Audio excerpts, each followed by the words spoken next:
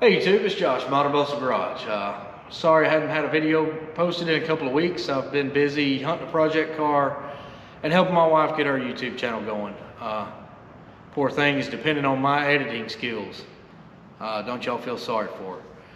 Anyway, a couple things I'm going to talk to you about. I'm going to go over how I recently got scammed, yesterday actually. And go over that and kind of tell y'all what happened and steps to avoid it that I'm going to take and have taken in the past. Then I'm going to go over the parts of my 68 Camaro, what I use for the LS swap. I've had some questions on Facebook and some questions on comments on YouTube, and you know, just people want to know what parts I used, and I'm going to go over it from bumper to bumper. And hopefully it'll help you if you're trying to do a LS swap on a first gen Camaro or Firebird. Let's get to it. Right now I'm hunting a project car for the shop. I've got a motor that I'm waiting on for one of my builds, and I've got the Scout is at the body shop getting rust repair. So really didn't have anything specific in mind, but I ran across a 69 Chevelle the other night.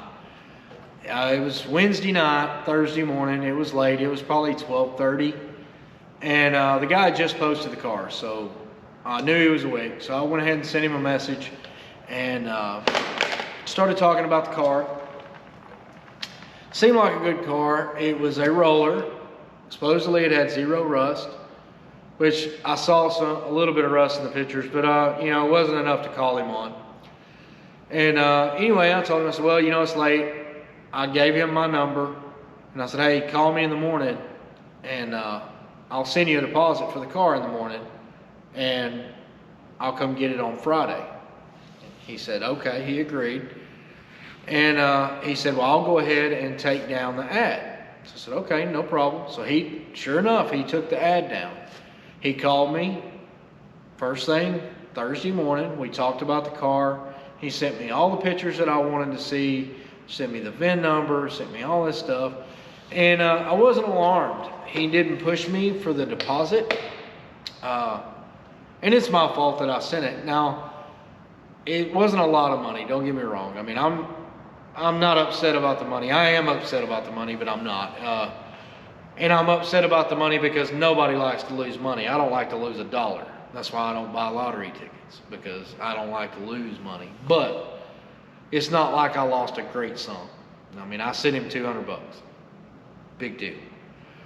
What I am upset about is this guy let me drive 6 hours one way, knowing that the car wasn't there. That the place he sent me to, it was a working shop, but they didn't even know who he was. But anyway, I'll back up. He sends me all the pictures. We talk on the phone. We're talking through text. I sent him the money, and Thursday evening, I had my truck trailer hooked up, ready to go. My cash in the truck. I'm ready. Well, 5 o'clock in the morning, my wife and we get in the truck, and I told him Thursday evening, I said, look, I'm gonna let you know about 45 minutes, an hour away, so that way you don't have to sit and wait on me all day. He agreed. So we leave here at 5 o'clock in the morning, and about 10:15, I text him and I said, hey man, I'm about, an hour away, so something like that. He says, okay, that's cool, I'm here waiting on you. And I said, you've got my title, you've got everything ready, right? Yes sir, I have everything ready.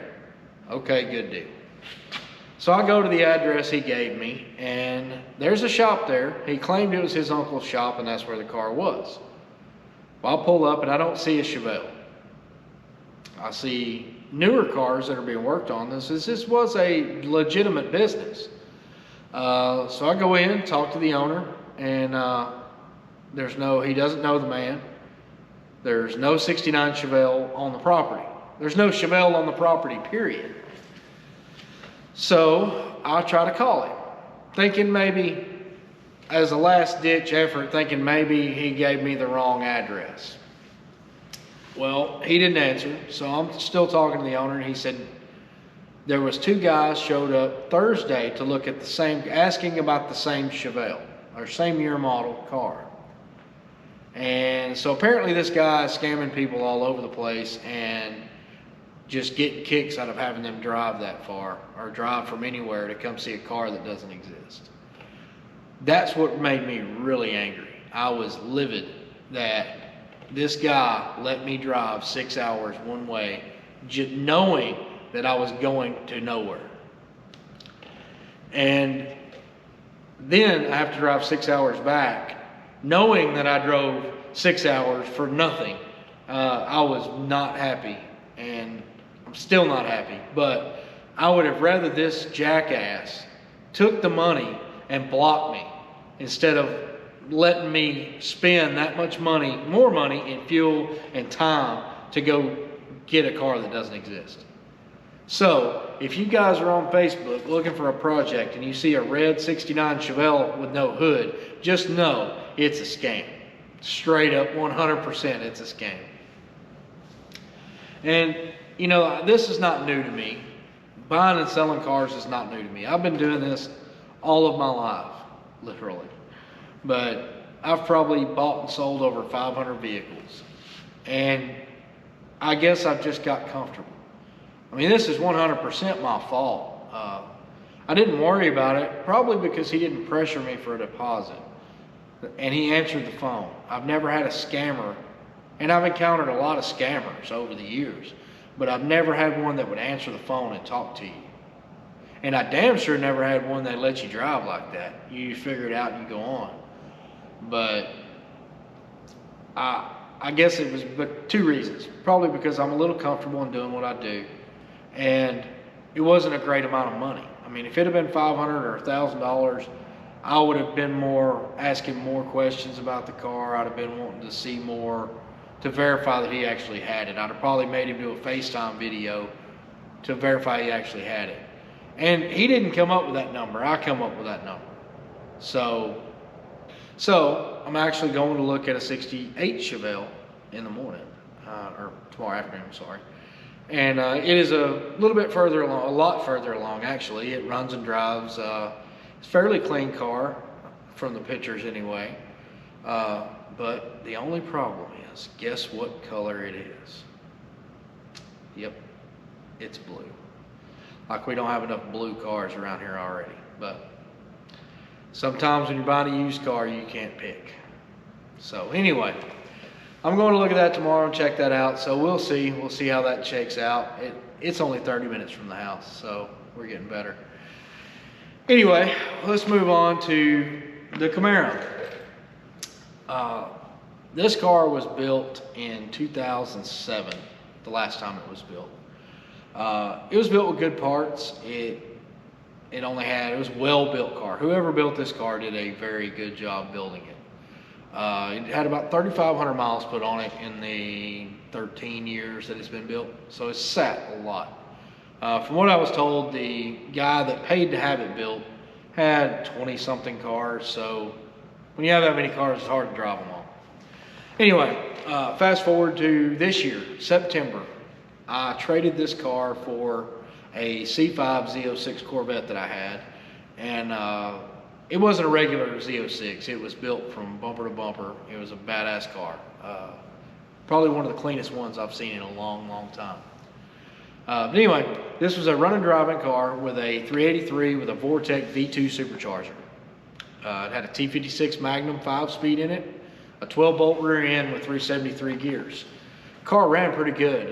Had about 500 horse, but it got about 10 miles to the gallon. And y'all know right now, let's go Brandon for the gas prices. So anyway, I decided to do an LS swap, which I knew I was going to do an LS swap when I did the trade. I own a shop that does LS swaps, and it's hard for me to sell one to a customer whenever my car is not done that way. So there's the reason. Anyway, I found a decently low mile LS3, very clean, very well taken care of motor. All the maintenance had been kept up on it. I mean, it was really, I didn't even have to clean it before I painted the block. I mean, it was in great shape. I brought it back to the shop, put a new Texas Speed cam in it, new lifters, new push rods, new springs, dual springs, new rockers with the trunnion upgrade, a new oil pump, you know, did it all. Everything all the maintenance stuff that you need to do when you open one up. Now I'm gonna go ahead and tell you this right now. I used a lot of Holley Parts. And I'm not paid by Holley, I'm not sponsored by Holley in any way, so don't get me wrong. But my reasoning for using Holley Parts is they're a good quality part and they fit, they work like they're supposed to. Now, I mean, they are man-made, you can get a bad part in anything, but for the most part, they fit, they work, end of story. The other reason is they're readily available. If you can't get what you want off Holley's website, typically you can find it at Summit, Jegs, or any of the other hundreds of parts distributors on the internet. If you search hard enough, you can pretty much find what you're looking for somewhere on the shelf. So, with that being said, I'm going to run down the list of Holley Parts I used before I move on to anything else. Okay, so I use the Holley Muscle Car Oil Pan, the Hooker Blackheart headers, engine mounts, and transmission cross member. I used the Lakewood bell housing. I used the Holley 48-pound high impedance injectors, Holley Sniper intake, high rise, and a Holley Sniper throttle body, both 92 millimeter. I run the Holley mid-mount accessory drive.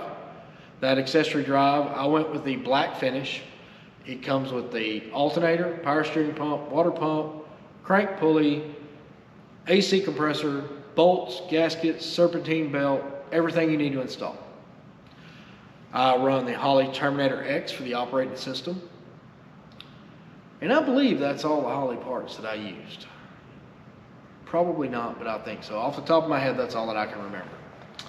I used the Vintage Air for the air and heat, a Griffin radiator. It's a first gen F-body LS swap radiator. It's a direct fit, and it bolts right into place, just like it's supposed to. It has dual fans. It came pre-assembled, ready to go in. It comes with your relays, ready to go. It even comes with a temp sensor. I didn't use it. I tied it into something else, but it comes with one. Anyway, with that being said, let's move down to underneath. It, like I said, it had the T56 Magnum transmission. I used the Blackheart cross member. The Blackheart mounts move the engine and transmission about 1.5 inches forward, so that mount takes up that space. It does require to cut the tunnel on a manual transmission, or not cut it, trim it on a manual transmission so your shifter can go back up through the hole. I installed a Aeromotive fuel tank. It came pre-assembled with a fuel pump and level unit. It came with a 340 liter per hour pump, and I was a direct fit for a first gen F body.